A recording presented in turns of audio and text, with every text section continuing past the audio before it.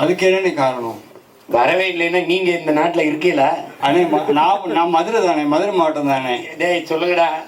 ஆர்ப்பாட்டமே போட்டோம், ஆர்ப்பாட்டம் போட்டு அறிக்கை, ஆர்ப்பாட்டம் போட்டேன், போராட்டம் போட்டேன், 4-5 பக்கத்துக்கு அறிக்கை வெளியிட்டேன். அது குறித்து பேட்டியா பேசிக்கிட்டு இருந்தேன். நீங்க அந்த நேரம் எங்க தூங்கிலே? நீங்க வந்து ஆட்சிக்கு வந்தா அது கையாண்டா அது எப்படி கொண்டு வரும்? அதான் பிரச்சனையாவே வராதுன்ற கையாளுவீங்களா? சரி உட்காருங்க. நீங்க ஓட்டு போட்டு சொந்தக்காரன் சொல்லி நீ ஜெயிக்க வச்சிருங்க. சிக்கந்தர் மலை சிக்கந்தர் மலையா இருக்கும், திருப்பரங்குன்றம் திருப்பரங்குன்றமாவே இருக்கும். சரி சரி, நீங்க கவலையே படாதீங்க. ஹலோ, அஸ்ஸலாமு அலைக்கும். அலைக்கும் அஸ்ஸலாம். ஹலோ, தமிழகத்தில் கேக்குது சொல்லு. தமிழகத்தில் பயங்கரமா படுகொலை நடக்குது. அதுக்கு என்ன காரணம்? ஆணவ கலைகள். கொலைகார கொடுத்துக்கிட்டு அதிகாரத்தை கொடுத்துட்டோம்னா கொலை தான் நடக்கும். இதுக்கு ஒரு முடிவே இல்லையாண்ணே? ஆட்சியாளர் வந்து இது வந்து எப்படின்னா, நீங்க தெலுங்கு படங்கள்லாம் அந்த மொழிமாற்ற படங்கள்லாம் பார்த்தீங்கன்னா குண்டாசு ரூலும்பாங்க. அது ரவுடி ராஜ்யம், அவர் படமே ரவுடி. அது மாதிரி ரவுடிகள் ராஜ்யமா இருக்கு. இது வந்து ஒரு நல்ல ஆட்சி அப்படின்னா அது அவர் இது மாதிரி எண்ணங்கள், கொலை செய்யணுங்கிற எண்ணமே எவனுக்கும் வராது.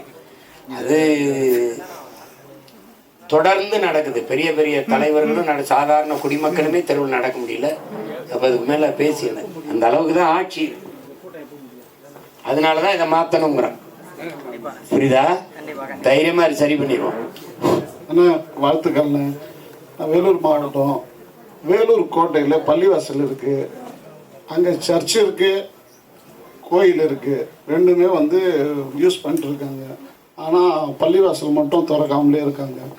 நீங்கள் முதலமைச்சர் ஆனால் அந்த பள்ளிவாசலை திறந்து தருவீங்களா? நாங்கள் தொழுகிறதுக்கு அதுக்கு உறுதிமொழி கொடுப்பீங்களா? நீங்கள் வந்தவொடனே என்னை கூட்டிகிட்டு போங்க, உங்கள் பக்கத்தில் உட்காந்து நானும் தொழுகிறேன். உள்ள போகிற தொழுகிறேன். இதெல்லாமா ஒரு பெரிய சிக்கல். ரொம்ப நாள் சிக்கல். ஒட்டுமொத்த வேலூர் மக்களுடைய எதிர்பார்ப்பு இப்ப இருக்கிறவங்கெல்லாம் திறந்து விட்டா அந்த சாதி ஓட்டு போயிருமோ, இந்த மத ஓட்டு போயிருமோன்னு. எனக்கு ஓட்டு ஒரு பொருட்டே கிடையாது, உரிமை தான் பிரச்சனை. நான் உங்க கூட உட்கார்ந்துருக்கேன், நீங்க தொழுங்க. முதலமைச்சர் கூட வராருப்பா தொழுகிறதுக்குன்னு போட்டு விடுவோம். என்னன்னா உட்கார்ந்துக்க. வருகின்ற 2026 சட்டமன்ற தேர்தலில் இந்த 2 ஆட்சிகளும் இந்த மக்களை ஏமாற்றி எந்த அளவுக்கு அடிமைத்தனமாக ஆக்கி வச்சிருக்காங்களோ, அந்த அடிமைத்தனத்திலிருந்து உங்களுடைய அந்த வழிகளை மாற்றி இந்த மக்களுக்காக நீங்கள் என்ன சொல்ல வரீங்க? வழிகளை மாற்றுவதற்கு என் மக்களுக்கு ஒன்றுதான், வழிகளை மாற்றுங்கள். வேற ஒண்ணுமே சொல்றதுக்கு இல்லை. நீங்க பன்னெடுங்காலமா பார்த்துட்டீங்க, மாறி மாறி அதிகாரத்தை கொடுத்துட்டீங்க. இப்போவுமே 5 ஆண்டு காலம் ஐயா ஸ்டாலின் கொடுத்துட்டீங்க. அவங்க அப்பா இருந்தாரு, சரி இவர் ரொம்ப நாளா இருக்காரு, அவர் மகனுக்கு கொடுத்து பார்க்கலாம்னு கொடுத்துட்டீங்க. இப்போ மறுபடி போட்டியிட ஐயா எடப்பாடி பழனிசாமிக்கு 4.5 ஆண்டுகள் கொடுத்துட்டீங்க. இந்த 2 பேரும் ஆட்சியிலையும் வாழ்ந்து பார்த்துட்டீங்க. 15 ஆண்டுகளா இதே இடத்துல இந்த களத்துல நின்று, 10 ஆண்டுகளா இந்த தேர்தல் களத்துல நின்று ஒரு மாற்று அரசியலை நீங்க எல்லாரும் எதிர்பார்க்கிற. நான் இங்க இருக்கேன், நானே எங்க அண்ணனும் முன்னாடி இருந்து உங்களை மாதிரி அங்கிருந்து ஏக்கத்தோடு பல கேள்விகளை எழுப்பி கொண்டிருந்த பிள்ளைகள் தான் நாங்க.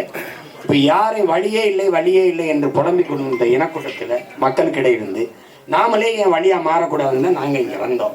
அப்ப அப்படி இருக்கும்போது ஒரு முறை நம்பிக்கையோடு உங்கள் சொந்த பிள்ளைகள் எங்களை நம்பி ஒரு முறை வாக்கை தந்து அதிகாரத்தை கொடுத்து பாருங்க. இந்த அரசியல், இந்த ஆட்சி முறை எப்படி இருக்குன்னு பாருங்க. நான் சொல்றேன், உலகத்தின் தலை சிறந்த ஆட்சியை நாங்க கொடுக்குறோம். சும்மா வெற்றி வார்த்தையா சொல்லு, சிறந்த ஆட்சியை நாங்க தாரோம்னு சொல்றோம். அப்ப அதை நம்பிக்கை வச்சு செய்யணும். நம்ம மக்கள் நம்பணும், இந்த பிள்ளைகளுக்கு ஒரு தடவை வாய்ப்பு கொடுப்போமே அப்படின்னு நம்பணும். அதனால மாற்று என்பது திமுகவை விட்டால் அதிமுக, அதிமுகவை விட்டால் திமுக என்பது மாற்று அல்ல, ஏமாற்று. இது 2ஐயும் விட்டா மாற்றாக உங்கள் பிள்ளைகள் நாங்க இருக்கிறோம், எங்களுக்கு ஒரு வாய்ப்பை தாருங்க. அதனாலதான் நாமே மாற்று, நாம் தமிழரே மாற்று என்று கோரிக்கை முழக்கத்தை முன் வச்சு களத்தில் அது இது எளிய மக்களின் மாற்றத்திற்கான எளிய மக்களின் புரட்சின்னு வச்சோம். ஏன்னா சாதாரண பிள்ளைகள்லாம் சேர்ந்து ஒரு மாற்றத்திற்கான புரட்சிகர அரசியலை முன்வைக்கிறோம். அப்போ அதுக்கு நீங்கள் வலிமை தரணும். அதுதான் இங்கே இருக்கிற முக்கியமானது. இப்போ நீங்கள் வேறு வழியே இல்லைன்னு சொல்லாதீங்க, நாமளே வழியாக மாறி நிற்கிறோம். இந்த